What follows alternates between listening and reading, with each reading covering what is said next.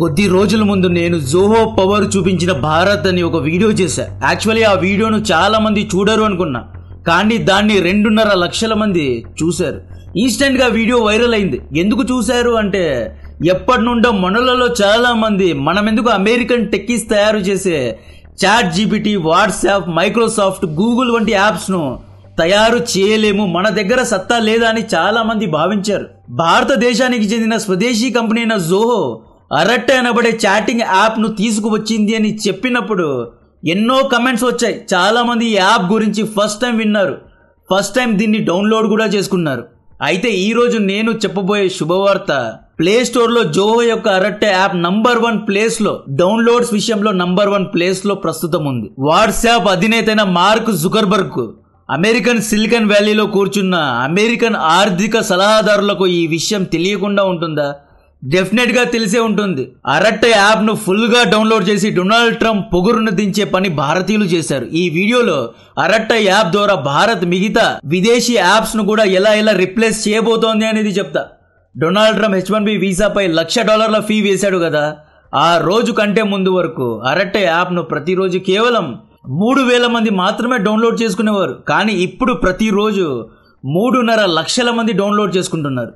140 కోట్ల జనాభాలో ఈ యాప్స్ ను 100 కోట్ల మంది డౌన్లోడ్ చేసుకున్న డొనాల్డ్ ట్రంప్ వంటి వారి యొక్క అసలైన స్థాయిని గుర్తు చేసిన వాళ్ళం అవుతాం. చైనా వాడు మొన్న చాట్ జీటీపీకి ఆల్టర్నేటివ్ గా డీప్ సీక్ అనే ఒక యాప్ ను తీసుకొచ్చాడు అని చెప్పి నేను తెలుగులో one of the first videos చేశా, చైనాను అప్రిషియేట్ చేశా. అయితే మన ఇండియాలో చాలా మంది క్రియేటర్స్ ఇక చైనా తోపు అని పదేసి వీడియోస్ డీప్ సీక్ గురించి చేశారు. బాగానే ఉంది. ఇప్పుడు మనోళ్ళు గ్రామాల్లో వర్క్ ఫ్రం హోమ్ చేసి స్టేట్ ఆఫ్ ఆర్ట్ స్టీమ్లెస్ అరట్టే యాప్ ను తయారు చేస్తే హార్డ్లీ కొంతమంది క్రియేటర్స్ మాత్రమే దీని గురించి వీడియోస్ చేయడం ఆశ్చర్యాన్ని గురి చేస్తోంది. డీప్ సీక్ పై ఉన్నంత ప్రేమ అరట్టైపై లేదా? ఈ రోజు నేను అరట్టైలో మన ఛానల్ ను ఓపెన్ చేశా. దీని యొక్క లింక్ ను డిస్క్రిప్షన్ లో కమెంట్ బాక్స్ లో ఇస్తున్నా. ఈ అరట్టై ప్లాట్ఫామ్ లో ట్రెండింగ్ టాపిక్స్ గురించిన అప్డేట్స్ ఇస్తూ ఉంటా. జియో పొలిటికల్ మెసేజెస్ అన్నిటినీ అరట్టై ప్లాట్ఫామ్ లో ఇస్తూనే ఉంటా. వెంటనే జాయిన్ అవ్వండి. అరట్టే అంటే తమిళ్లో చాటింగ్ అని అర్థం. 2021లో ఈ యాప్ ను జోహో అనబడే చెన్నై బేస్డ్ కంపెనీ స్థాపించింది. వాట్సాప్ లో ఎలాగైతే chats, video calls, photos, videos, documents share చేస్తామో సేమ్ అలాగే దానికంటే అడ్వాన్స్డ్ ఫీచర్స్ అరట్టైలో ఉన్నాయి. కాబట్టి ఇది స్టాండ్ అవుట్ అవుతోంది. జోహో కంపెనీ ఫౌండర్ శ్రీధర్ వెంబు గారు 1990s లో అమెరికాలో క్వాల్కాన్ కంపెనీలో పనిచేసేవారు. ఈయన ఒక ఎన్ఆర్ఐ. అమెరికాలో పనిచేస్తూనే అడ్వెంట్ టెక్ అనే కంపెనీని స్థాపించారు. తర్వాత ఇండియాకు షిఫ్ట్ అయ్యారు. ఎటువంటి వెంచర్ క్యాపిటలిస్ట్ల సహాయం లేకుండా బూట్ స్ట్రాప్ కంపెనీను స్థాపించారు. అడ్వెంట్ కాస్త జోహో అయింది. అరట్టే యాప్ యొక్క డాష్ బోర్డ్ ఎంత క్లాస్ గా ఉందో చూడొచ్చు. Video calls, voice calls, team meeting కూడా దీంట్లో చేసుకోవచ్చు. నేను HD రవి అనే ఛానల్ ను ఓపెన్ చేశా కదా, మీరు కూడా ఛానల్ ను ఓపెన్ చేసి బిజినెస్ చేసుకోవచ్చు. మీ మర్చెండైజ్ ను ఆన్లైన్ లో అమ్ముకోవచ్చు. ఈ యాప్ కు ఎటువంటి చార్జెస్ లేవు, ఫ్రీ యాప్. వాట్సాప్ ద్వారా మన డబ్బు అమెరికాకు ఎలా తీసుకువెళ్తున్నారు? అరట్టే యాప్ ద్వారా వాట్సాప్ ఒకటే కాదు, ఫేస్బుక్, ఇన్స్టాగ్రామ్, ఈ 3 యాప్స్ ఎలా నష్టపోతాయి అనేది చెప్తా. భారత్ లో దాదాపు 50 కోట్ల మంది వాట్సాప్ వాడుతున్నారు. వాట్సాప్ దగ్గర మన ఫోటోస్, మన ఫోన్ నంబర్స్, మన ఈమెయిల్ అడ్రస్, ఇలా చాలా డీటెయిల్స్ ఉన్నాయి. ఈ 50 కోట్ల మంది ద్వారానే వాట్సాప్ డబ్బును సంపాదిస్తోంది. ఫేస్బుక్, ఇన్స్టాగ్రామ్, వాట్సాప్ ఈ 3 కంపెనీస్ కు ఓనర్ ఒక్కడే, మెటా కంపెనీ. దీని యొక్క ఓనర్ మార్క్ జుకర్బర్గ్. వాట్సాప్ ఏమంటోంది, మేము మీ డేటాను సేఫ్ గా ఉంచుతున్నాం, మీ చాట్స్ ను ప్రైవేట్ గా ఉంచుతాం, ఎండ్ టు ఎండ్ ఇన్క్రిప్షన్ ఇస్తున్నాం అన్నట్లు మాట్లాడుతోంది కదా. ఇందులో ఎటువంటి నిజం లేదు. యాక్చువల్లీ మెటా వాట్సాప్ లో ఉన్న మన డీటెయిల్స్ ను, మన ఫోన్ నంబర్స్ ను ఫేస్బుక్ అండ్ ఇన్స్టాగ్రామ్ కు షేర్ చేస్తుంది, ఇంటిగ్రేట్ చేస్తుంది. కావాలంటే మీరు ఇన్స్టాగ్రామ్ ను ఓపెన్ చేయండి, టీ-షర్ట్ యాడ్ ప్లే క్లిక్ చేయండి, డైరెక్ట్ గా మిమ్మల్ని ఇన్స్టాగ్రామ్ వాట్సాప్ బిజినెస్ కు తీసుకువెళ్తుంది. ఫేస్బుక్ ఓపెన్ చేయండి, పిజ్జా యాడ్ పై క్లిక్ చేయండి, డైరెక్ట్ గా ఫేస్బుక్ కూడా మిమ్మల్ని వాట్సాప్ కు తీసుకువెళ్తుంది. దిస్ మీన్స్ ఈ 3 యాప్స్ ఒకదానికొకటి కనెక్ట్ అయి ఉన్నాయి, చొచ్చుకుపోయాయి, ఇంటిగ్రేట్ అయ్యాయి అని. మీరు ఎయిర్ ఇండియా లేదా ఇండిగోలో ఫ్లైట్ గూగుల్ కు వెళ్ళి బుక్ చేయండి, లేదా రెడ్ బస్ లో బస్ను బుక్ చేయండి, లేదా మై షోలో టికెట్ ను బుక్ చేయండి.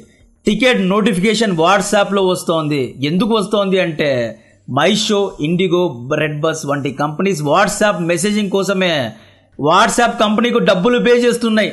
దీన్నే API బిజినెస్ అంటారు. వాట్సాప్ ఫ్రీ అనుకోవద్దు, ఇది ఇండివిజువల్స్ కు మాత్రమే ఫ్రీ.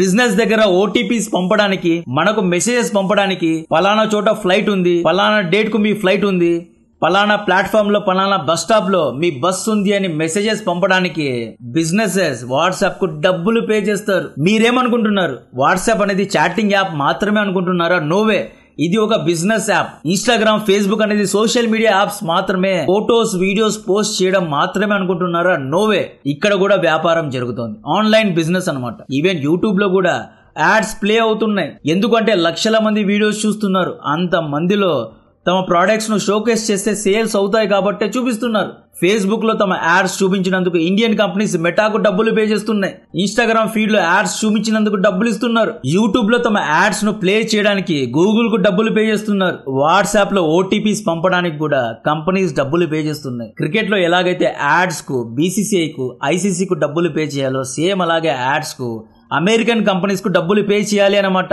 ఇండియాలో 50 కోట్ల మంది వాట్సాప్ వాడుతుంటే 40 కోట్ల మంది ఫేస్బుక్ వాడుతున్నారు. 45 కోట్ల మంది ఇన్స్టాగ్రామ్ ను వాడుతున్నారు. ఇంకొక 10 ఏళ్లలో వీళ్ళు 70 కోట్ల మందిని తమలో కలుపుకుంటారు. ఆ తర్వాత మోనోపోలీ అవుతుంది. వన్స్ మోనోపోలీ వచ్చేసిందా మనల్ని బానిసల్ని ఎర్రి పుష్పాలను చేస్తారు. మోనోపోలీ అంటే ఏంటి అంటే ఇన్స్టాగ్రామ్ దగ్గర 70 కోట్ల మంది ఇండియన్ యూజర్స్ ఉన్నారు అనుకోండి. మార్కెట్ లో హెచ్డి రవి షూ కంపెనీ ఉంటుంది.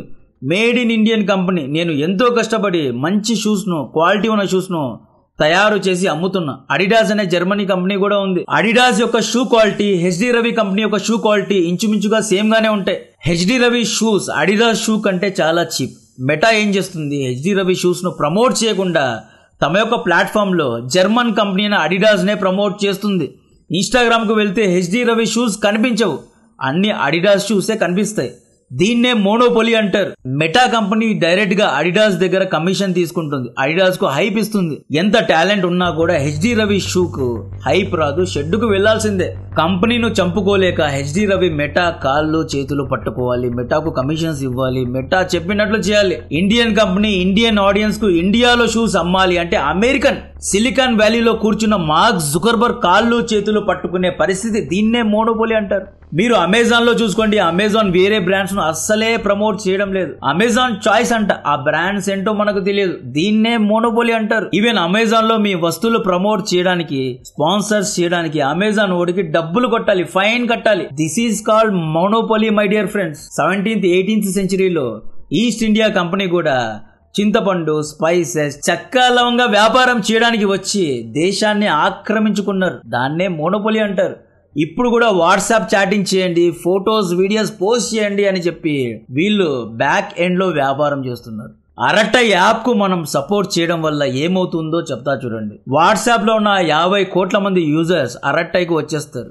మెటా యొక్క స్టాక్ ప్రైజెస్ పడిపోతాయి. స్టాక్ ప్రైజెస్ పడిపోతే చాలు తెల్లోళ్ళు తగ్గిపోతారు. ఇన్స్టాగ్రామ్, ఫేస్బుక్ యొక్క వ్యూస్ పడిపోతాయి. బిజినెసెస్ ఎక్కువగా వీళ్ళకు పే చేయవు. జోహో కనుక జోహో సోషల్ మీడియా ప్లాట్ఫామ్స్ ను తీసుకొచ్చి దాన్ని అరట్టైతో ఇంటిగ్రేట్ చేసింది అనుకోండి, ఇండియన్ బిజినెసెస్ అన్ని ఇండియన్ యాప్స్ లోనే ప్రమోషన్స్ చేసుకుంటారు, ఇండియన్ యాప్స్ లోనే అమ్ముకుంటారు, ఇండియన్ ప్లాట్ఫామ్స్ లోనే అమ్ముకోవచ్చు. ఇండియన్ ప్లాట్ఫామ్స్ పై ఇండియన్ గవర్నమెంట్ యొక్క కంట్రోల్ ఉంటుంది కాబట్టి we will promote Indian brands only. Adidas, Nike brands ను మనం తగ్గించుకొని ఇండియన్ బ్రాండ్స్ ను ప్రమోట్ చేయొచ్చు. This will directly impact on GDP. Made in India goods నే అందరూ కొంటే ఏమవుతుంది? ఇండియన్ జీడిపి పెరుగుతుంది. ఇప్పుడు ఇండియా నుండి మెటా అనే కంపెనీ $3 బిలియన్ ప్రతి ఇయర్ సంపాదిస్తుంది కదా.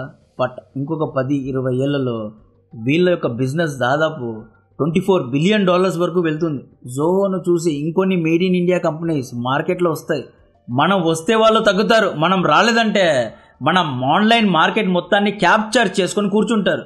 మన వ్యాపారాలు అమెరికన్ యాప్స్ పై ఇప్పుడు ఆధారపడ్డాయి. అందుకే కదా ట్రంప్ లాంటి వాళ్ళు ఎలా పడితే అలా టారిఫ్లు వేస్తున్నాడు, ఇండియాను టార్గెట్ చేస్తున్నాడు. సేమ్ ట్రీట్మెంట్ డొనాల్డ్ ట్రంప్ చైనాకు ఇవ్వడం లేదు. చైనా మనకంటే ఎక్కువ ఆయిల్ను రష్యా నుండి కొంటున్నా కూడా చైనాపై ఎటువంటి శాంక్షన్స్ లేవు. బికాజ్ చైనా అమెరికా పైన ఆధారపడలేదు కాబట్టి. మనం ఆన్లైన్ బిజినెస్ అమెజాన్ లో చేస్తున్నాం, online marketing YouTube, Facebook, Instagram లో చేస్తున్నాం.